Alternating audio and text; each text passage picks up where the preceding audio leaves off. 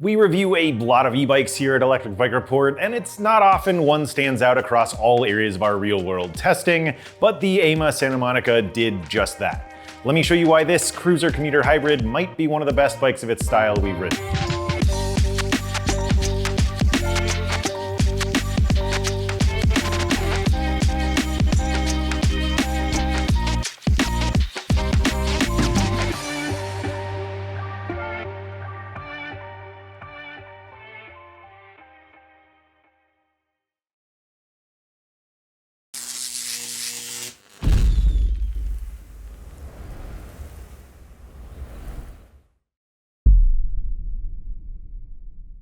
Here at Electric Bike Report, we're lucky to have a really smart and engaged community of readers and viewers, people who know their stuff when it comes to e-bikes. So when a bike gets mentioned over and over again in our comments and emails, we take notice.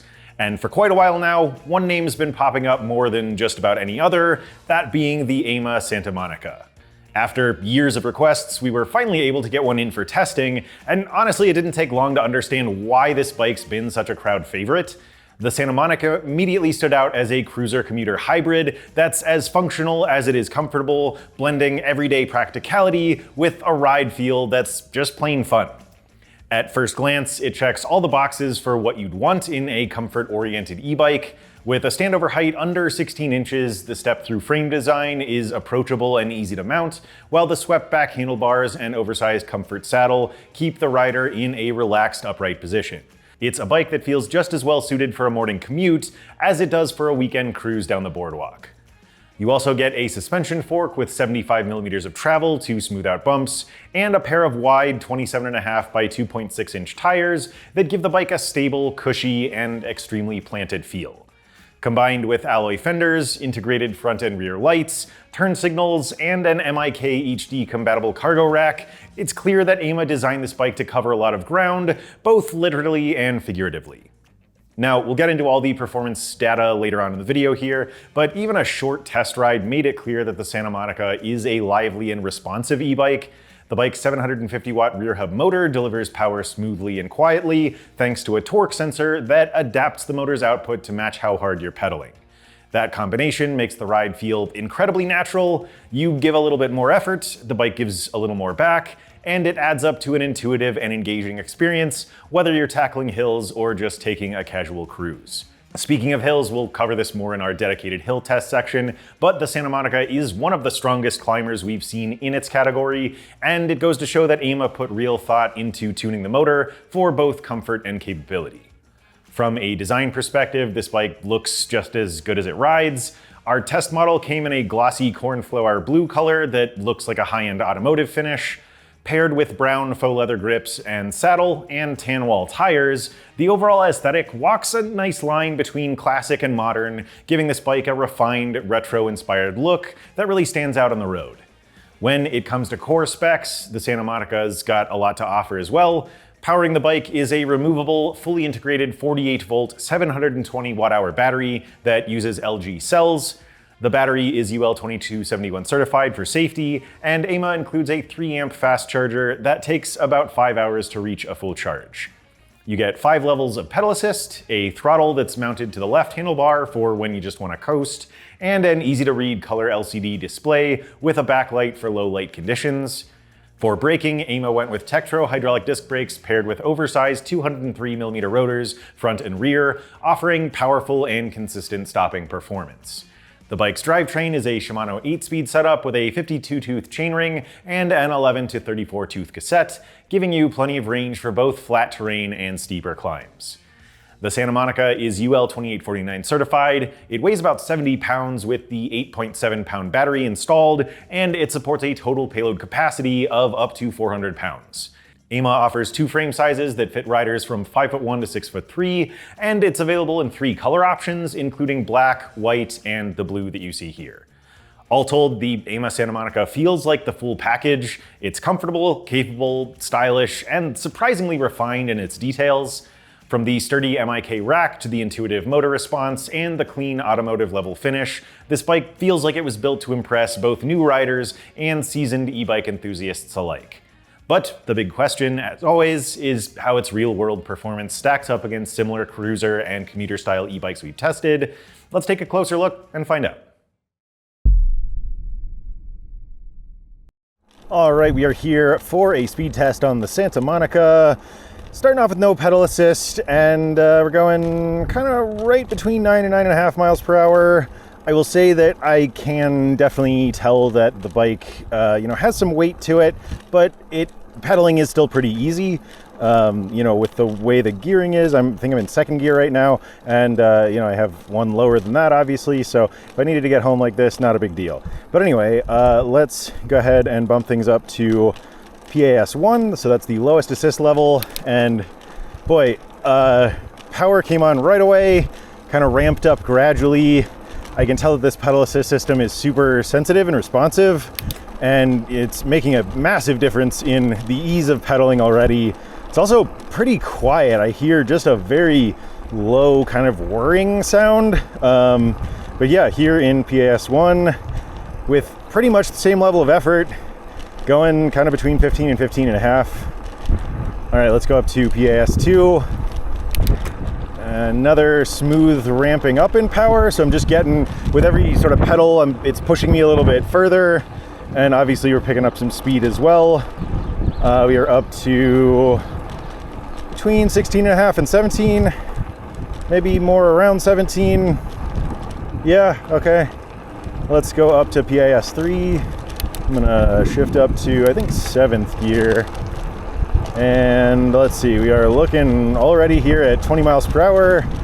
So, again, we are on a flat path, and that doesn't require a whole lot of motor power to help get you up to speed, and this thing feels pretty peppy anyway. So yeah, we're exceeding 20 by a little bit here, between 20 and 20 and a half, but I wouldn't expect to see really any change when we go up to PAS 4 or 5. So here in 4, same thing, and then finishing things off in PAS 5. We're okay, so kind of more solidly landing around the 20 and a half mark, but okay, that looks good. Let's go ahead and check out the throttle. All right, we are back for a Class 3 speed test here on Santa Monica. Trying to start things off this time right around where we were in PAS 1 in the Class 2 test. We've already kind of determined how fast the bike can pedal without pedal assist. So here, yeah, kind of going right between 15 and 15 and a half in PAS 1. Let's see how much of a difference the higher speed cap makes. Let's go up to PAS 2. I'll shift up to 6th gear here. All right. Picking up nice and quickly here, very responsive once again. Just the motor changes its output very quickly in response to minor changes in my pedaling. So just trying to keep things pretty consistent here. We are looking kind of right between, well, let's say right around 18 and a half miles per hour. Again, those fluctuations are really just like changes in my pedaling, changes in the path, but I think we're landing pretty consistently here between 18 and around 18 and a half. All right, let's go up to PAS 3. I will shift up to 7th gear. Now I'm noticing that as I step up in power, those sort of small changes in speed or its sensitivity to my pedaling are kind of being amplified here. So like keeping things consistent is a little bit trickier, but not a big deal for just normal riding, I think. Here in PAS 3, we're looking kind of between 23 and a half and 24 miles per hour. All right, let's go up to PAS 4. I will go ahead and shift up all the way to 8th gear now. Now I am going to slow down for these folks a little bit, so don't scare anybody. All right, and let's pick back up. All right, zooming up to kind of right around 26 miles per hour here. All right, and then let's finish things off in PAS 5. We are running out of track, so see if we can hit 28. Topping out pretty close Yeah, like right there, yeah, for sure. All right, well, looks good. Let's go ahead and bounce back to the studio. All right, let's wrap things up with a throttle acceleration test from 0 to 20. We'll see how quickly the bike gets up to speed. Let's go ahead and start in 3, 2, 1, go. Okay, little peppy off the line, but not scary powerful. Picking up swiftly for sure. 18, 19, and 20. Okay, yeah, nice and confident. Let's go ahead and head back to the studio. When the AIMA Santa Monica rolls out of the showroom, its maximum speed is capped at 20 miles per hour, making it a Class 2 e-bike, but AIMA gives riders the option to have their dealer unlock it to Class 3 mode, which raises the top assisted speed to 28 miles per hour. As you saw, I tested the bike in both of these modes and with just its throttle while riding on a flat, paved shared use trail. In its default Class 2 configuration, I recorded speeds of 9.4 miles per hour with no assist, 15.2 in PAS1, 16.9 in PAS2, 20.2 in PAS3, and just a bit higher through PAS4 and 5 at 20.3 and 20.6 miles per hour respectively. That plateau near the top is something we see pretty often on torque sensor bikes. They'll hit their max speeds easily, then focus on maintaining it instead of adding more power. Once the bike was unlocked to Class 3 though, the difference was clear. Each level felt distinct, with speed starting at 15.2 miles per hour in PAS1, then moving up to 18.5 in PAS2, 23.6 in PAS3, 25.8 in PAS4, and all the way up to 27.8 miles per hour in PAS5. The Santa Monica's 750 watt motor delivered power quickly and smoothly, responding almost instantly to pedal pressure without feeling jerky or overpowered. The throttle shared that same lively feel. It kicked in with a quick surge before leveling out into a steady, predictable acceleration that felt strong but controlled. Overall, the Santa Monica's performance made it one of the peppiest and most responsive cruiser-style e-bikes we've tested. It's great for relaxed riding in Class 2 mode or faster commuting in Class 3. Next up is our range test, where we checked how far the Santa Monica could travel on a single charge in both its lowest and highest levels of pedal assist. AIMA advertises a realistic range of 30 to 60 miles from the bike's 720 watt-hour battery, and based on our testing, that claim turned out to be pretty accurate. We ran 2 separate tests, one in PAS1 to measure the bike's maximum range, and another in PAS5 to find its minimum. In PAS1, the Santa Monica lasted for 55.5 miles before the battery ran out, and in PAS5, it made it 31.7 miles. Both results fall very close to AIMA's claimed range, which is always good to see. Those numbers also lined up well with the performance of other cruiser and commuter-style e-bikes we've tested. On average, bikes in these categories covered around 60 miles in their low-power tests and roughly 33 miles in their high-power runs. So the Santa Monica's results were right in the pocket, just a few miles shy of the average on one end and nearly identical on the other. What makes this more impressive is that AIMA's motor is more powerful than most of its peers. The motors from our comparison group averaged about 590 watts of nominal power, while the Santa Monica's rear hub is rated for 750 watts. Despite that added muscle, its efficiency was still strong, using just a few watt-hours per mile more than its mostly lower-powered peers. Given its combination of a larger than average 720 watt-hour battery and a higher output motor, the Santa Monica delivered a balanced blend of power and endurance. Most riders will likely fall somewhere between our two results, which makes this bike a solid choice for daily commutes, weekend rides, or longer leisure cruises. And when it is time to recharge, the included 3-amp charger can bring the battery back to full in about 5 hours. Next up is our hill test, which we conduct at our official test location known as the Devil's Backbone. This is a half-mile climb with an average grade of 8% and 217 feet of elevation gain, making it a pretty serious challenge even for powerful e-bikes. We performed this test twice, once using only the throttle and again using the highest level of pedal assist to see how each mode handles the climb. Let's see how this test went. You can hear our rider Justin's thoughts along the way, and then I'll walk you through the results shortly. We're at the Devil's Backbone doing the throttle test on the AIMA Santa Monica, a model that I've actually wanted to get in for quite a while and see how it does. And so far out of the gate, again, we're in max PS, class level 2, easily hit 19 and change before we hit this first section, and it's climbing fairly decent. Right at 17 miles per hour right now, 16.5, and it's gonna bottom out right at 15.9, 16 miles an hour in that first section, climbing right back up to 18, 19. Yeah, just got right to 19 before the next steep section here. As we make that turn down to 17, 16.3, 16, 15.9, and gonna bottom right at 15.6. Gonna have to tap the brakes obviously to make this turn, and we're gonna engage that throttle, see what speed we get up to before this first lamp post. We're right at 14.6 miles per hour right now, and we're gonna cross that checkpoint at 15.6 miles per hour. Now, in terms of motor noise, very quiet. I actually don't hear much at all other than that rear hub engagement, which I always like. It is a little bit windy today, but I don't think you're gonna hear it. I'll let you listen through this next section as we're going about 13.5 miles per hour right now.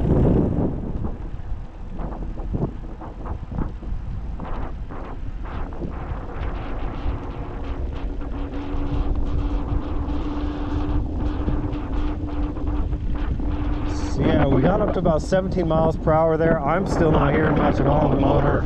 It feels really smooth and controlled but powerful. I think this will be a pretty good result as we cross the line right at 15.5 miles per hour.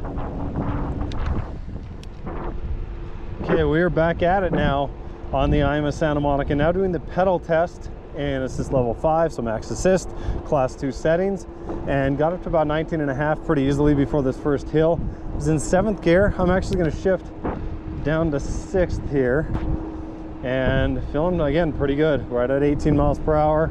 Yeah, gonna bottom at 17.9 here, and we'll go around these non-e-bikers up here, give you an idea of how fast this goes.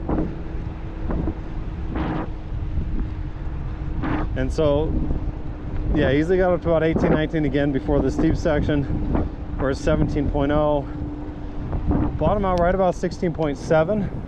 Gonna downshift twice and see what we get to before this first lamppost. I'm now in 4th gear, which is actually feeling pretty decent, and we're at 16.9 miles per hour across that lamppost first. So I mean, definitely feeling pretty good up this hill. The motor engagement is very nice and smooth and controlled, and in terms of pedaling, I'm not just having to turn the pedals. I do have to put a little bit in, but it's not that much. And noise level, again, pretty silent. I'll let you listen.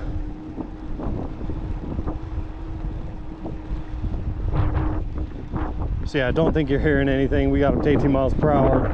And so, you know, I think this city commuter cruiser is gonna do really well. We'll go check the tape as we finish right at 16.6 miles per hour. As you saw, the Santa Monica absolutely crushed this test. Using only the throttle, it made it to the top in 1 minute and 54 seconds with an average speed of 15.9 miles per hour. When pedaling in its highest assist level, it did even better, clocking in at 1 minute and 49 seconds with an average of 16.6 miles per hour. For context, similar cruiser and commuter style e-bikes we've tested averaged around 2 minutes and 13 seconds using the throttle and 2 minutes and 10 seconds when pedaling.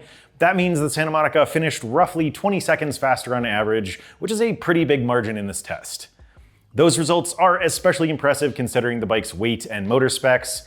At just over 70 pounds, it's on the heavier side for a cruiser, yet its 750 watt motor peaks at 1,260 watts and delivers 70 newton meters of torque. The comparison group averaged 64 pounds with motors that peaked at about 919 watts and 75 newton meters of torque, so this bike was heavier, but clearly had more than enough power to make up for it. On the hill, the Santa Monica felt confident and quick, maintaining strong momentum even without pedaling. Whether relying on throttle or pedal assist, the bike climbed smoothly and without hesitation, proving that it's more than capable of handling steep grades and hilly commutes alike. Next up is our brake test, where my fellow reviewer Griffin, who is 6'1" and about 230 pounds, takes each bike up to 20 miles per hour, then applies the brakes in a consistent, controlled way to bring it to a full stop. We repeat that process 3 times and take the average stopping distance to smooth out any inconsistencies. So using that method, the Santa Monica stopped in an average of 21 feet and 8 inches. That result places it just slightly faster than the average of 21 feet 11 inches from the other cruiser and commuter style e-bikes we've tested, so it's right where it should be in terms of safety and performance. Once again though, when we dig a little deeper, the result becomes even more impressive. AIMA outfitted this bike with Tektro's HD E3520 hydraulic disc brake system, which is a proven e-bike specific 2-piston brake system that delivers consistent and reliable stopping power. To help offset the bike's slightly heavier 70-pound weight, AIMA used larger 203mm rotors instead of the more common 180s, which improves heat dissipation and overall braking efficiency. Out on the road, the brakes felt excellent, they offered a solid bite without feeling too aggressive, and the modulation was smooth and predictable. The Santa Monica stopped quickly, stayed stable, and felt completely under control, earning it another solid 2 thumbs up from us. All right, let's talk about ride quality here on the AIMA Santa Monica. So right off the bat, this is a cruiser / commuter hybrid e-bike. And it's got all the things you would expect with that. A nice comfy upright riding position, a big cushy saddle, and then these swept back handlebars with faux leather grips. Let's see, the bike has 2 frame sizes. We are actually on the smaller of the 2, which is sized below my height of 5'11", but both sizes fit riders from 5'1" up to 6'3".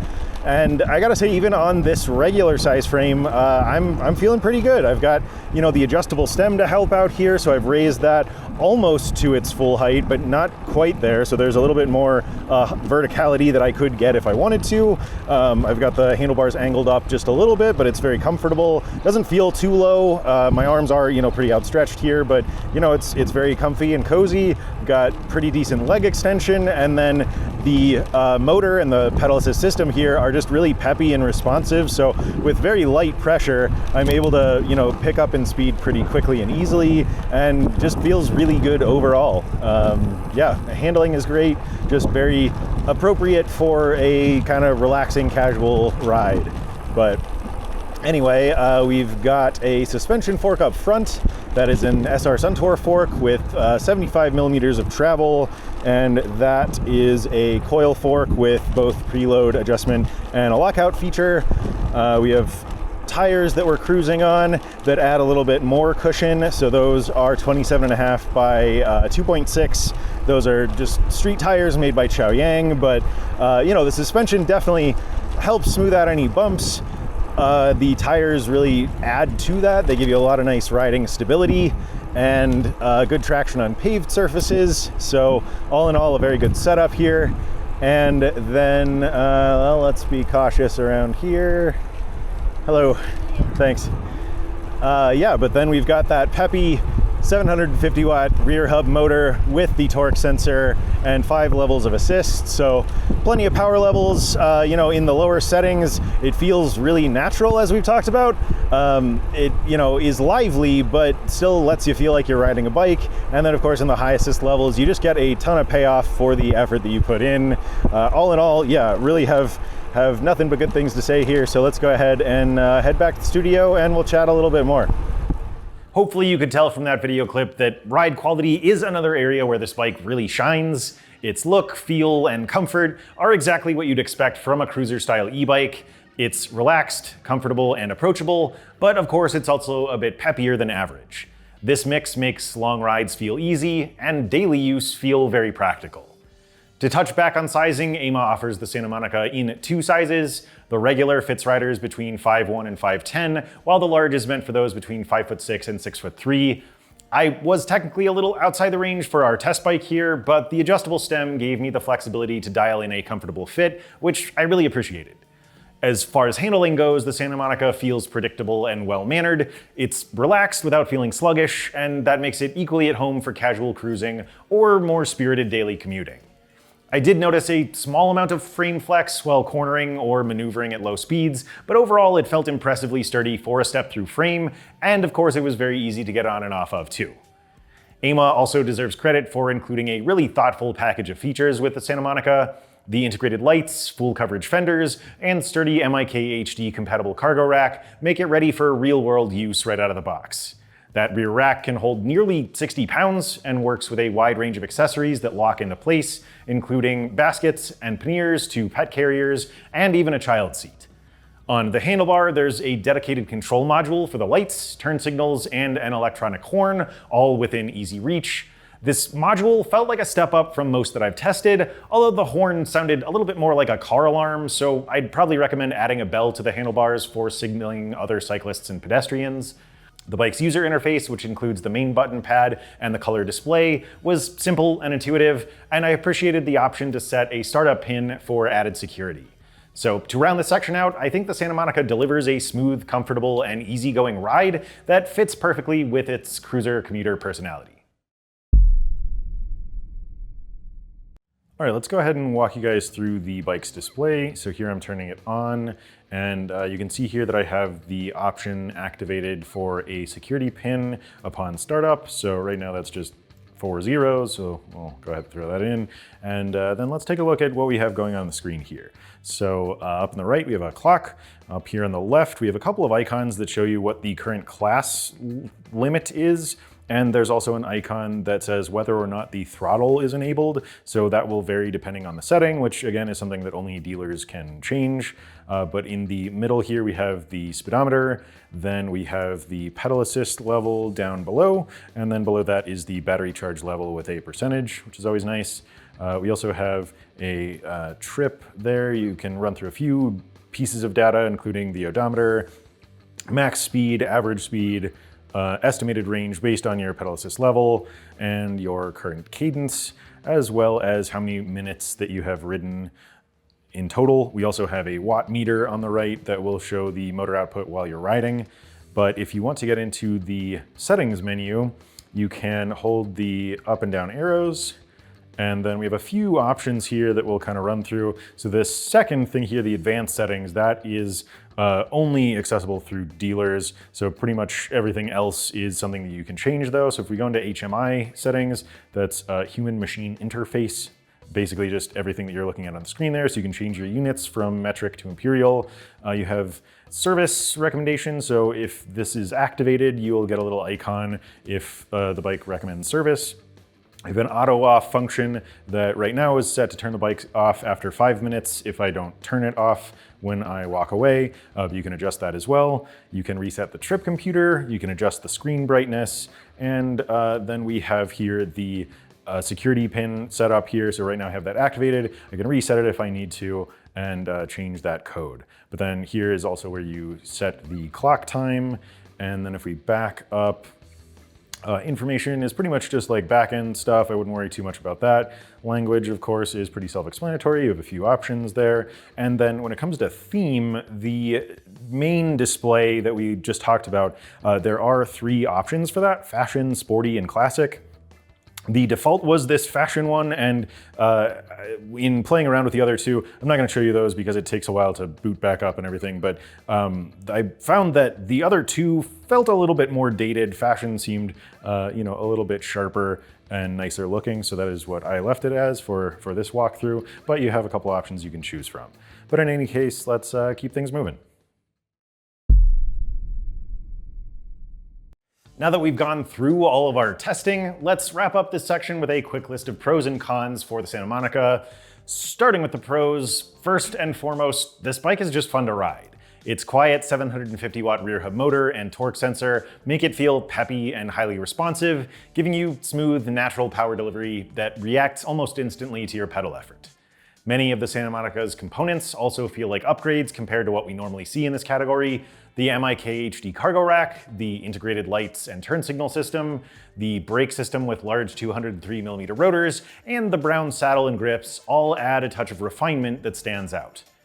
This is also one of the best hill climbers of its kind that we've tested, while still feeling incredibly stable and cushy thanks to its wider than average tires. Comfort is clearly a priority here. The upright position, plush saddle, and faux leather grips all contribute to that classic cruiser feel. I also appreciate the bike's simplicity. It doesn't rely on a mobile app or complicated menus, making it easy for new riders to just hop on and go. and with 2 frame sizes and an adjustable stem, it fits a wide range of riders from 5'1" up to 6'3". As for the cons, the only real drawback is that unlocking or relocking the bike's Class 3 mode must be handled through an authorized AIMA dealer, but let's move on and summarize all of our findings from testing this bike. It's always a good sign when I struggle to find real downsides to a bike, and that was definitely the case with the AIMA Santa Monica. From start to finish, this bike was appealing, enjoyable, and genuinely impressive. Between its looks, ride feel, and overall performance, it's very easy to say that the Santa Monica is a fantastic all-around e-bike. And for the record, that's coming from someone who doesn't naturally gravitate toward cruisers. As a reviewer, I can appreciate them for what they are, but I usually prefer bikes with a sportier, slightly more aggressive feel, at least personally. Even so, the Santa Monica won me over almost immediately, which just goes to show how well put together it is. And when it comes to performance, the test data speaks for itself. In our speed test, it proved responsive and well-tuned with intuitive programming. In our range test, it matched its peers by delivering practical, real-world range. It climbed hills exceptionally well, and it even topped the average in our brake test with strong, confident stopping power. The only real critique we have is that changing the bike's top speed must be done by an authorized AIMA dealer, which could be inconvenient for some riders. But otherwise, the Santa Monica feels like a clear winner. It's a comfortable, capable, and stylish e-bike that I would happily recommend to anyone seeking a refined, easygoing ride for leisure, commuting, or daily transportation. If you want to take a closer look, you can dive into a bit more detail in our written review or head over to AIMA's website using the links in the video description. At least at the time of filming, this bike can only be purchased through authorized dealers, but you can find your nearest location through that link to AIMA's website down below, and please be sure to let them know that we sent you. Please also be sure to like and subscribe if you found this review helpful, and I'm curious, do you prefer extremely laid-back cruisers, or ones like this with a bit more pep in their step? Let us know down in the comments section, and feel free to send us any questions. But thanks for taking a ride with me today. Again, I'm John with Electric Bike Report, and this is the AIMA Santa Monica.